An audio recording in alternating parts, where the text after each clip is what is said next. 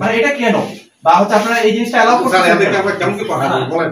এটা হলো সেই এসএ যেটা 234 জায়গা এটা স্যার এই খবমন্ডল কসর মন্ডল এটা আমরা এসিলেন মাঠ যখন এটা কত সালের তাহলে? এটা হলো 62 সালের 62 সালে 62 তে এটা ব্যক্তি মালিকানাধীন ছিল। ব্যক্তি মালিকানায় ছিল তো পরবর্তীতে এটা আবার এখানে এক নং খাসে আসছে। এটা একে রেখে আসছে। এই তারিখে স্যার 21 সালে এসে স্যার ওনারা খাস হিসেবে এই সম্পত্তিগুলো আবার কি করতে সেটা একটা পার্টিকুলার আপনি কথা বলেন না আমি ওনার কাছে বুঝি। এটা শুধু দুইয়ের মানে এটা এগুলা নিয়ে তো সন্দেহ নাই। এগুলা তো খাস জমি ছিলই বা স্টিল নাও রেকর্ডে ছিল। এই 234 কত মানে মিসটেক কত দেখেন তো এখানে আমি এটা ঠিক মানে এটা কেন বা হচ্ছে আপনারা এই জিনিসটা এলাও করতে চান কেমন কি কথা বলেন? না আপনার অফিসের পেরিফেরি দায়িত্ব তো আপনার। আপনি যদি এই অফিসের প্রধান হন আমি বলছি তাহলে আপনার অফিসের পেরিফেরি দায়িত্ব তো ওরা এত ক্ষমতাবান হয়ে গেছে যে আপনারা ওদেরকে বারণ করার পরে ওরা এখানে থাকতেছে না। আমি আসার পরে কয়েকদিন ছিল অনেক আমি ডাকছি তাকে বলছি যে দুটো কোনো আসতে পারে আপনারা আছেন আপনারা চলে যান থাকবে স্যার আমার তো প্রতিদিন কাজ করছি আমরা অফিসে যাব। এটা কোনো ব্যাখ্যা হতে পারে না যে আপনারা আমাদের করতে পারেন না। আপনাদের যদি কোনো দুঃসাহস না থাকে আপনাদের যদি কোনো বেনিফিট না থাকে তাহলে স্যার আমার সাথে স্যার কথা কাটাকাটি। বিরামপুর সেটেলমেন্ট অফিসে আমাদের অভিযোগ ছিল বিরামপুর সেটেলমেন্ট অফিসে ঘুষ বাণিজ্য অনিয়ম এবং দুর্নীতির বিভিন্ন অভিযোগ। তো এক্ষেত্রে আরেকটা গুরুত্বপূর্ণ অভিযোগ ছিল যেটা সরকারের খাস জমি 18 একর খাস জমি এটা ব্যক্তি মালিকানায় রেকর্ড হয়ে গিয়েছে এরকম একটা অভিযোগ ছিল। তো অভিযোগের প্রেক্ষিতে আমরা আজকে যখন সকালে এসে এনফোর্সমেন্ট অভিযান শুরু করি তো এখানে আমরা দালালের দৌরাত্মের একটা অভিযোগ ছিল। এই অভিযোগের আমরা সত্যতা পেয়েছি। এখানে আমরা একজন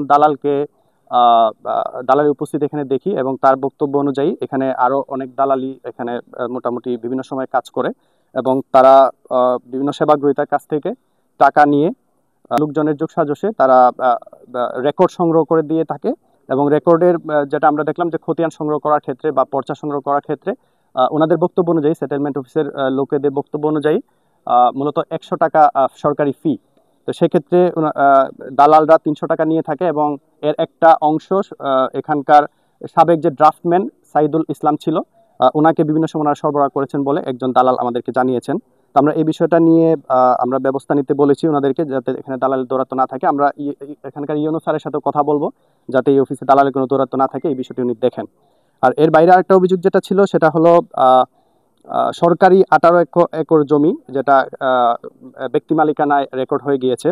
তো এই বিষয়টা আমরা খতিয়ে দেখেছি এখানে যতটুকু আমরা এখানে রেকর্ডপত্র পর্যালোচনা করলাম আমরা আরো বিস্তারিত রেকর্ডপত্র সংগ্রহ করেছি আরো বিস্তারিত পর্যালোচনার প্রয়োজন। আমরা এই মুহূর্তে যতটুকু রেকর্ডপত্র পর্যালোচনা করেছি সেখান থেকে দেখলাম এখানে 5টা দাগে এটা সরকারি খাস খতিয়ানভুক্ত জমি ছিল। এর মধ্যে 2034 নম্বর দাগ যেটা সেটা একসময় এসএ খতিয়ানে এটা ব্যক্তি মালিকানাধীন ছিল।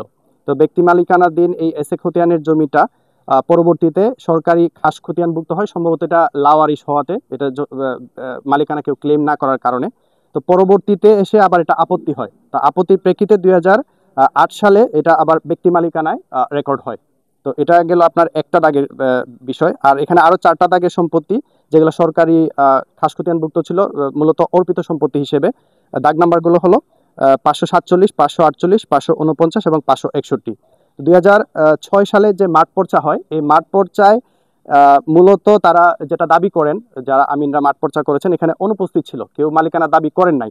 তো মালিকানা দাবি না করার প্রেক্ষিতে এগুলা পরবর্তীতে আবার যেটা করা হয় এদের যে ফাইনাল যাচাই বাছাই যেটা ফাইনাল জাঞ্চ মিস্টেক বলা হয় এর প্রেক্ষিতে তখন 2020 সালে এখানে কর্মরত ছিলেন সহকারী সেটেলমেন্ট অফিসার ওনার নাম ইমরান হোসেন মন্ডল। উনি মূলত এই অনুপস্থিত না থাকার কারণে যে দাগগুলার দাবি করেন নাই মালিকানা দাবি করেন নাই এগুলো একটা অনুপস্থিতি তালিকাতে ওনারা অন্তর্ভুক্ত করেন। এই অনুপস্থিতির তালিকার 547, 48, 49 এবং 561 নাম্বার দাগের জমিগুলো ওনারা 4টি খতিয়ানের মাধ্যমে বিভিন্ন ব্যক্তির নামে রেকর্ড করে দিয়েছেন।